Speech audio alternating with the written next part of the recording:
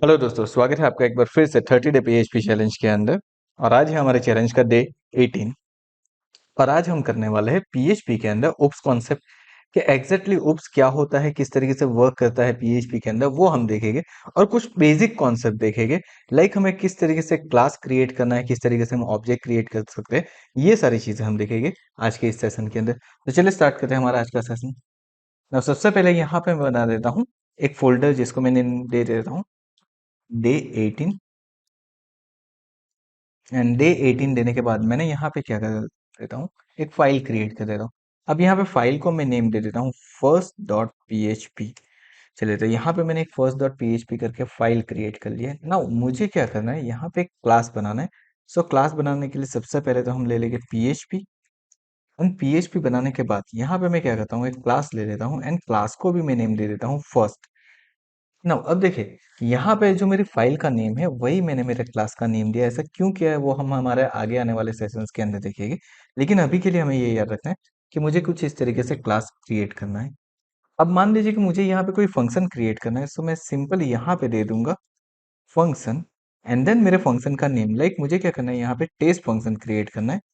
सो मैंने यहाँ पे टेस्ट फंक्शन ले लिया एंड टेस्ट फंक्शन के अंदर मुझे सिंपल यहाँ पे करना है इको हेलो वर्ल्ड। चलिए, तो यहाँ पे मैंने इको हेलो वर्ल्ड भी कर दिया है। नाउ क्लास बन चुका है, फंक्शन बन चुका है।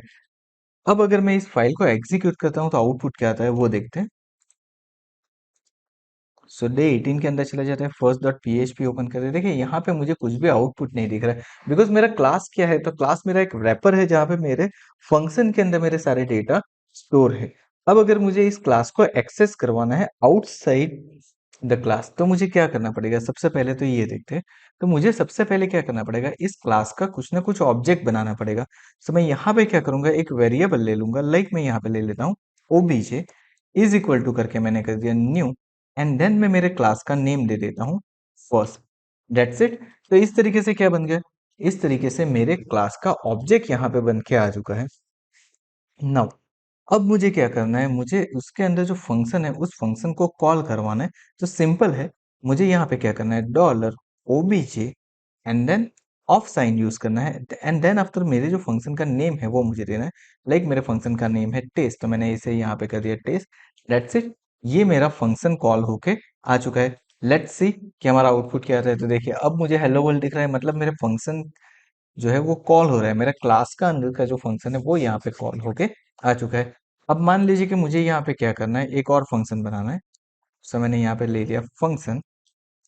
देन फंक्शन बनाने के बाद मैं क्या करता हूँ, यहाँ पे एक लाइक ले लेता हूँ ऐड, उसके अंदर पास करवा देता हूँ dollar num one comma dollar num underscore to.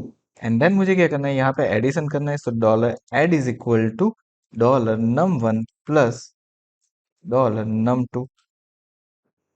Okay, चलिए, तो हमने यहाँ पे कुछ इस तरीके से कर दिया। और ये जो वैल्यू है इसको मैं क्या कर देता हूँ, रिटर्न कर देता हूँ डॉलर ऐड करके।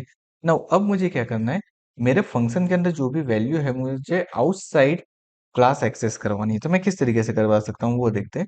तो सबसे पहले तो मैं यहाँ पे एक वेरिएबल बना लेता हूँ, like dollar addition is equal to, यहाँ पे हम सेमीकोलन मिस कर दिए थे। So dollar addition is equal to, उसके बाद मुझे क्या करना है, डॉलर ओबीजे ऑफ, उसके बाद मेरे फंक्शन का नेम, मेरे फंक्शन का नेम है ऐड, और उसके अंदर दो पैरामीटर मेरे पास है। सो मैं पैरामीटर पास कर रहा हूँ 34,56। तो इस तरीके से कुछ हो गया। एंड नाउ इसको हम क्या कर देते हैं, सेव कर देते हैं एंड चेक करते हैं यहाँ पे।